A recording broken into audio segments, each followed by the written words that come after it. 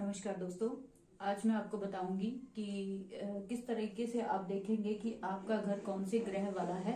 बहुत आसानी से आप पहचान लेंगे, क्योंकि लाल किताब का ये बहुत ही मकान कुंडली का एक जो है अच्छा कॉन्सेप्ट है जो आपको जानना चाहिए, जिससे आप जान पाओगे आपकी लाइफ में अगर कोई प्रॉब्लम है तो वो किस लिए है और कैसा घर जो है आपको होना चाहिए आपके लिए। फर्स्ट ऑफ ऑल मैं आपको बताऊंगी कि लाल किताब मकान कुंडली में बृहस्पति वाला जो घर है वो कौन सा होता है। बृहस्पति वाला घर जो होता है, जैसा कि आप जानते हैं कि गुरुदेव सबसे बड़े हैं, तो बृहस्पति वाला घर भी जो आपको ज्यादा जो है खुला डुला, जिसमें चारों तरफ से हवा का सोर्स होगा आने जाने का। सेकेंडली उसमें क्या होगा कि खिड़की दरवाजे जो है वो भी बड़े बड़े होंगे, मतलब वेंटिलेशन जो है उसमें बहुत अच्छा होगा, जिससे क्या होगा कि वहां पे जो ब्रीदिंग का जो है कभी भी प्रॉब्लम नहीं होगी उस घर में। जो बहुत बहुत ही जो किसी जिसको कहते हैं हम लोग कि बैठकर जहाँ पे हमें बहुत अच्छा लगे, बहुत अच्छी फीलिंग जहाँ पे आती है। कई घरों में हम लोग देखते हैं जाके वहां से हमें आने का दिल नहीं होता, क्योंकि वहां पे हमें बड़ी सुकून सा फील होता है। तो ऐसे घर जो है वो बृहस्पति के होते हैं, जो पीस और खुली हवा, खुली रोशनी, इन सब चीजों के लिए जाने जाते हैं।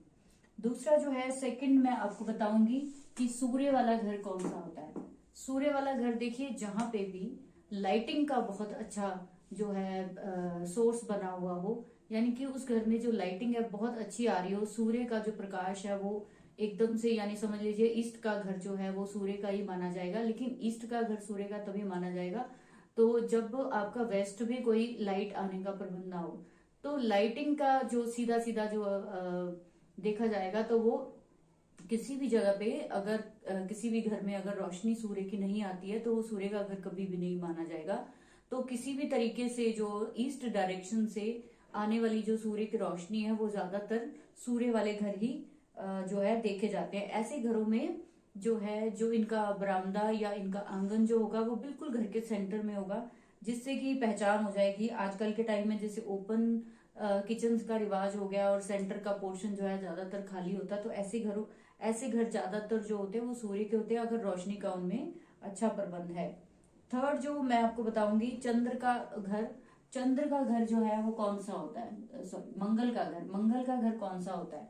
मंगल दो तरह की लाल किताब में बताएं, एक मंगल नेक और एक मंगल बद। तो मंगल अच्छे का घर जो होगा वो कभी भी साउथ फेस का नहीं होगा, वो जो है चंद्रमा और सूर्य के साथ ही चलता होगा। यानी कि सूर्य और चंद्रमा के गुण जो है, बृहस्पति के गुण जो है मंगल वाले घर में आपको जरूर मिलेंगे। ऐसा आलीशान घर जो कि बहुत लकी होता है, और वहां पे जो है बहुत ही लोगों को जो कभी भी हेल्थ इश्यू नहीं होते ऐसे घरों में। तो इनकी जो मेन एंट्रेंस है वो भी ज्यादातर जो है साउथ की कभी भी नहीं मिलेगी आपको, ठीक है। तो दूसरा जो है, जैसा कि मैंने आपको चंद्रमा की अब आगे हम जानेंगे चंद्रमा का घर कौन सा होता है। चंद्रमा वाले घर जो होते हैं वो ऐसे होते हैं जिसमें पानी का सोर्स जो है उनके घर के आसपास आपको जरूर मिलेगा। जैसे पुराने टाइम में जो क्या होता था कि पुराने टाइम में जो है आपके आसपास झील या तालाब या कुछ जरूर मिल जाएगा, लेकिन ये आपको सिम्टम आज के टाइम में भी जरूर मिलेगा। अगर आपके आप शहर में रहते हैं तो वो एक अलग बात है, लेकिन अगर आप अपना पुश्तैनी या पुराना घर देखें तो वहां पे आपको ये सिम्टम आज भी आराम से मिल जाएंगे। तो पानी का सोर्स जरूर आपके आसपास होगा, जिससे आपको पता चल जाएगा मेरा घर जो है चंद्र का है। इसमें जो है सूर्य के भी गुण होंगे और बृहस्पति के भी। और जैसा कि मैंने बृहस्पति में एक चीज आपको बताना भूल गई कि बृहस्पति वाले घर जो होते हैं, जुपिटर वाले घर जो होते हैं, उनके आसपास जो है धार्मिक स्थान जरूर होगा, ठीक है। तो वो किसी भी डायरेक्शन में हो सकता है, तो उससे जो पीपल का पेड़ हो सकता है, कोई धार्मिक जो अनुष्ठान जहाँ पे होते हैं वो हो सकता है, सत्संग हॉल या कुछ भी जुपिटर के जहाँ पे काम होते हों। तो ये बहुत बड़ी निशानी होती है जुपिटर वाले घरों की। तो बाकी अगर और भी चीजें आपको बीच में कई ग्रहों का जो सम्मिलन होता है तो वो आपको देखना पड़ेगा। उसके बाद जो है मैं बताऊंगी शुक्र का। शुक्र का घर जो होता है, शुक्र वाला जो घर होता है वो होता है बिल्कुल सन के ऑपोजिट होता है। यानी कि ऐसे घरों के एंट्रेंस ज्यादातर जो है वो नॉर्थ या वेस्ट की मिलेगी आपको। तो ऐसे घरों का क्या होता है कि ऐसे घरों में सुख सुविधाएं तो बहुत होती हैं, और इनकी जो ज्यादातर आपको मिलेगी बाहर से जो घर की जो सफेदी हुई मिलेगी ज्यादातर, या फिर पेंट हुआ मिलेगा आपको ऐसे घरों में। तो ऐसे घरों में जो है पेंट तो वैसे आजकल नॉर्मल चीज है, लेकिन पुराने समय में कहा जाता था कि चूना फिरा हुआ मिलेगा आपको। आज भी पुराने टाइम में अगर मैं मैच की है मैंने कई जगह पे, तो उनके घरों के बाहर शुक्र वाले जो घर है चूना या प्लास्टर होता है बाहर की साइड पे। तो ये एक उनकी पहचान है। और इनकी जो नॉर्थ और वेस्ट की जो है जरूर इनकी एंट्रेंस आपको मिलेगी। उसके बाद जो है मंगल बद का मकान बताऊंगी। मंगल बद का मकान जो है बहुत इंपॉर्टेंट है। मंगल बद के मकान की वजह से हमारी लाइफ में बहुत सारी दिक्कतें जो होती है, ये जरूर आप लोगों को पहचानना चाहिए। मंगल बद की निशानियां जो है वो क्या है। आपके घर के आसपास भट्टी हो सकती है, किसी चीज की हलवाई की भट्टी हो सकती है, या फिर आपके घर के आसपास जो भूनने वाली कोई चीज जो है वो बनती होगी। तो और दूसरी जो है आपके घर के आसपास शमशान घाट हो सकता है, कब्रिस्तान हो सकता है, कोई वीरान पड़ी हुई जगह हो सकती है। तीसरा जो है आपके घर के आसपास जो आप देखिए कि निसंतान लोग भी आपको मिल जाएंगे। तो ऐसे मंगल बद वाले घर है। तो ऐसे लोगों को जो है अगर उनकी लकी हो, वो किसी तरीके से उनके प्लेनेट जो उनके साथ दे रहे हो, तो साउथ की इनकी एंट्री होती है। इनका और किसी भी आपको दिशा नहीं मिलेगी घर की, इनकी साउथ की ही एंट्री होती है। ज्यादातर दक्षिण दिशा के मकानों को इसीलिए जो है देखते ही बोल दिया जाता है कि आप चेंज कर लो या इसको डायरेक्शन को चेंज कर लो, क्योंकि मंगल बद का मकान बन जाता है तो वो आपकी लाइफ की सारी जो खुशियां हैं वो छीन लेता है। दूसरा, अगर आपको कहीं से किसी प्लेनेट का बहुत अच्छा सपोर्ट मिल जाए तो ऐसे लोग ऐसे मकानों में रहते ही नहीं है। वो वहां से या तो छोड़ के चले जाएंगे या फिर उसको चेंज कर लेंगे। अगर आपके कहीं पे मंगल बद बन रहा है तो वो घर आपको जाने भी नहीं देगा तब जब तक आप उसका अच्छे से ट्रीटमेंट नहीं करेंगे या उसके उपाय नहीं करेंगे। तो ये बहुत जरूरी है। अगर लाइफ में बहुत सारी दिक्कत है तो साउथ की आप चेक कर लीजिए दिशा है, तो उसको आपको चेंज करना चाहिए। उसके बाद मैं आपको बताऊंगी बुध का मकान। बुध वाला मकान कैसा होता है। बुध वाला मकान बहुत अच्छा होता है। बुध का मकान जो है खुला डुला, कहीं आपने देखा होगा खेतों में जो अकेले मकान होते हैं या फिर कई बड़े बड़े विलास होते हैं जिनके आसपास आपको कोई मकान नहीं मिलेगा, तो उनके आसपास हरियाली हरियाली मिलेगी। ठीक है, तो बहुत सारी हरियाली मिलेगी, लॉन मिलेंगे उनके घर में आपको। उनके घर के चारों तरफ जो है बाउंड्री ग्रीन कलर की मिल जाएगी। तो बुध वाले घरों में जो है चौड़े पत्ते वाले पेड़ बहुत सारे मिल जाएंगे आपको। तो ये सब निशानियां जो है बुध वाले मकान की है कि हरा रंग उनके आसपास बहुत बुरी तरह बिखरा होगा। अब ये बुध का मकान तब तक तो ठीक है, लेकिन चौड़े पत्ते में जो है अगर उनके आसपास कहीं पे बृहस्पति के पेड़ यानी कि पीपल या फिर चंद्रमा के बरगद जो है वो मिल जाते हैं, अगर आसपास उनके लगे हैं बिल्कुल घर के साथ ही, तो वो जो है उनको बहुत साइड इफेक्ट देने वाले हैं। क्योंकि बृहस्पति जो है वो बुध के जो है वो दुश्मन माने जाते हैं, चंद्रमा भी। तो इन दोनों के पेड़ उनके घर के आसपास अगर है तो उनको ध्यान देना चाहिए और वहां से थोड़ा सा चेंज करना चाहिए इस तरीके से कि आपको वो साइड इफेक्ट ना दे। तो ये बुध और बृहस्पति अगर कहीं पे मिल रहे हैं, बुध और चंद्रमा, तो ये दोनों कॉम्बिनेशन भी आपको दिख जाएंगे वहां पे। तो ये कॉम्बिनेशन पे भी डिपेंड हो रहे हैं, क्योंकि अभी तो मैंने सिर्फ आपको सिंगल सिंगल प्लेनेट के अकॉर्डिंग बता रही हूँ। उसके बाद शनि का मकान है।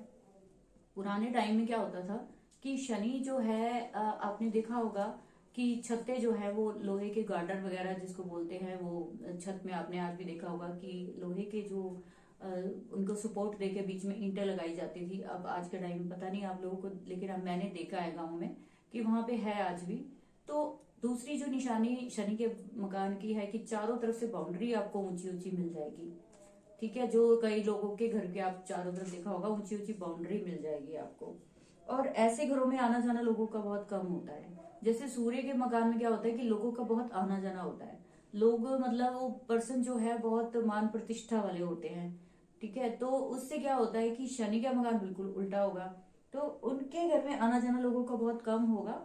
और दूसरा जो है ऊंची ऊंची दीवारें और यहाँ पे अंधेरा होगा। आप जैसे एंट्रेंस करेंगे तो राइट हैंड में आप अंदर जाएंगे तो आपको घर में अंधेरा मिलेगा एंड में जाके।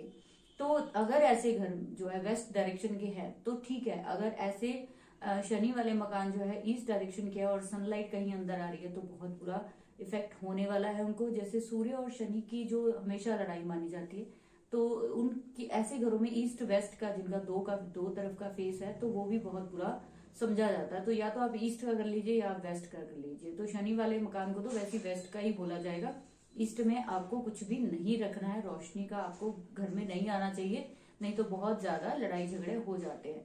ज्यादातर जो है दो टू साइड ओपन जो मकान है उनमें मैंने देखा है कि नॉर्थ और साउथ की जैसे एंट्री है तो एक तरफ से चीज आती है, दूसरी तरफ से निकल जाती है। और ईस्ट और वेस्ट की तरफ से चीज का मतलब कि एक तरफ से ग्रोथ आती है, दूसरी तरफ से निकल जाती है, खत्म हो जाती है वो। और दूसरा जो मैंने देखा है ईस्ट और वेस्ट के मकानों में कि ऐसे घरों में मान प्रतिष्ठा नहीं होती, लोगों की बहुत इंसल्ट होती है, बहुत ज्यादा लोगों को अपनी स्टेटस के लिए, अपनी इज्जत के लिए बहुत कुछ करना पड़ता है, बहुत कुछ करते हैं तब भी इनको वो चीज मिलती नहीं है। उसके बाद मैं आपको एक और बहुत जरूरी जो मकान है जिसको हम बोलेंगे राहु का मकान। राहु का मकान भी जरूर देखना चाहिए। इसमें क्या होता है कि राहु वाले मकान के आसपास जो है, आप इनकी तो यही से अंदाजा लगा सकते हैं कि राहु के मकान में एंट्रेंस करते ही आपको लड़ाई झगड़े कलेश सब कुछ मिल जाएगा आपको। ऐसे घरों में 10 मिनट से ज्यादा भी कोई नहीं बैठ सकता, इवन कि कोई सुलझाने के लिए आएगा वो भी उलझ जाएगा ऐसे घरों में आके। दूसरा जो है, ऐसे मकानों के अंदर घुसते ही आपको एक अजीब तरीके की स्मेल चढ़ेगी, आपको अजीब तरीके की स्मेल आएगी कि आप वहां पे ज्यादा देर टिक नहीं पाएंगे। अच्छे ग्रह वाले लोग जो है राहु वाले मकान में रह ही नहीं सकते, वो या तो उसको चेंज कर लेंगे या फिर वहां से छोड़ के चले जाएंगे। और नॉर्मल इंसान कोई भी चला जाएगा वो पहचान लेगा कि इस घर में ये प्रॉब्लम है। दूसरा जो है, इनके आसपास भी जो राहु के मकान है इनके आसपास भी नेसरनंद लोग आपको जरूर मिलेंगे कि ऐसे घरों के आसपास जो है कोई धुआं करने वाली आपकी कोई चीज हो सकती है, यानी कोई फैक्ट्री लगा लीजिए या कोई ऐसी भट्टी लगा लीजिए, तो इनके आसपास जरूर मिलेगी। दूसरा जो है, इनके आसपास जो है ना गंदे पानी का आपको सोर्स जरूर मिलेगा। इनके घर के आसपास गंदे पानी का सोर्स की नाला या फिर नाला मिल जाएगा, या फिर आप समझ लीजिए कि इनके आसपास जो है, मैंने देखा राहु शनि का एक कॉम्बिनेशन मेरे पास आया था तो उनके घर के बिल्कुल बैक साइड पे इतना गंदा नाला बहता था कि जिससे कि साफ साफ स्पष्ट हो रहा था कि इनको ये राहु शनि कितना ज्यादा इफेक्ट कर रहे हैं। तो वो जो प्लेनेट अपनी अपनी जो प्रेजेंस है वो दिखाता जरूर है आपको, तो आपको अपने घर की पहचान करनी जरूरी है। दूसरा जो है, आपकी छत पे भी हो सकता है कि बहुत सारा कबाड़ हो, ऐसे घर भी राहु के ही माने जाएंगे जहां पे छत गंदी हो, घर में टूटी फूटी दीवारें हों, जहाँ पे पूरा घर बिखरा पड़ा है और जहाँ पे कोई साफ सफाई नहीं है, चारों तरफ गंदगी है, तो ये सब राहु के सिम्टम है। आप पहचान लीजिए कि अगर आपका घर बेशक ईस्ट का है और आपने अपने घर में इस तरह से गंदगी मचा रखी है, बहुत गंद है, तो समझ लीजिए वो राहु का ही आप पे प्रभाव आ रहा है, तो उन चीजों को आप ठीक कीजिए।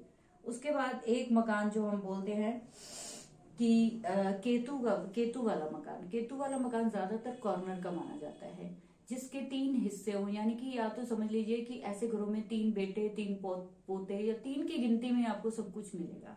हो सकता है कि ऐसे पर्सन के मकान भी 3 हो, जो केतु वाले मकान के पर्सन है उनके हो सकता है कि 3 मकान हो, या एक ही मकान जो है 3 हिस्सों में बटा हो। तो 3 का जो जरूर जो है वो आएगा आपके साथ। और इसके साथ जो क्या है कि कोई खाली मैदान या खाली गली कोई ऐसी जरूर होगी जहाँ पे कुत्तों का आना जाना बहुत ज्यादा होगा, और ऐसे घरों के आसपास जो है कुत्ते जो है वो गंदगी जरूर फैला के जाते हैं। तो केतु वाला मकान में कहा जाता है कि ऐसे मकानों में नहीं रहना चाहिए, बिकॉज कि कभी ना कभी आपको वो मकान जो है अकेला कर देगा। वो गली के एंड वाला जो मकान है, कॉर्नर के जो बहुत अच्छे लोग मानते हैं, कहीं ना कहीं केतु का इफेक्ट होता है उस पर। तो कई बार कई बार नहीं बहुत बार देखा गया ऐसे घरों में लोग अकेले रह जाते हैं, केतु वाले मकान में ये प्रॉब्लम होती है। दूसरा जो है, उनके आसपास जो है ना कई बर्बाद मकान भी दिख जाएंगे आपको, तो कई बर्बाद यानी खाली मकान भी आपको दिख जाएंगे। तो आप चेक कीजिए इसके अकॉर्डिंग आपके घर जो है आपको कैसे लग रहे हैं। लाल किताब जो मकान कुंडली है इसमें बहुत अच्छी अच्छी चीजें हैं और बहुत इजी इजी चीजें हैं जिससे आप पहचान कर सकते हो कि अगर आपको ये सिम्टम आ रहे हैं तो आपका घर वो बन रहा है धीरे धीरे। कोई जरूरी नहीं है कि ये डायरेक्शंस आपकी हों या वो हो, लेकिन अगर आपके घर के आसपास ये सिम्टम्स हैं तो आप ये देखिए कि वो प्लैनेट जो है आपको अच्छा इफेक्ट नहीं देगा। यानी कि बृहस्पति का है और आसपास कहीं पे शमशान घाट है या कुछ है तो आपको वो चीज साइड इफेक्ट देगी। तो ये चीजें देखने वाली होती है, तभी पुराने समय में जो जब भी मकान बनाया जाता था तो स्पेशली जो है राहु और शनि के मकान को अवॉइड करने को कहा जाता था कि इन मकानों में रहने से जो है बहुत सारी तकलीफें हमारी जिंदगी में आ जाती है और इन्हीं के साथ फिर मंगल पद भी लग जाता है।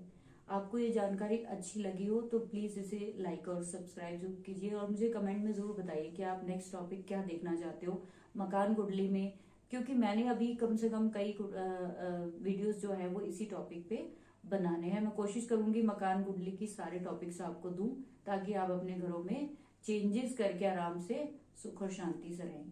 Thank you very much.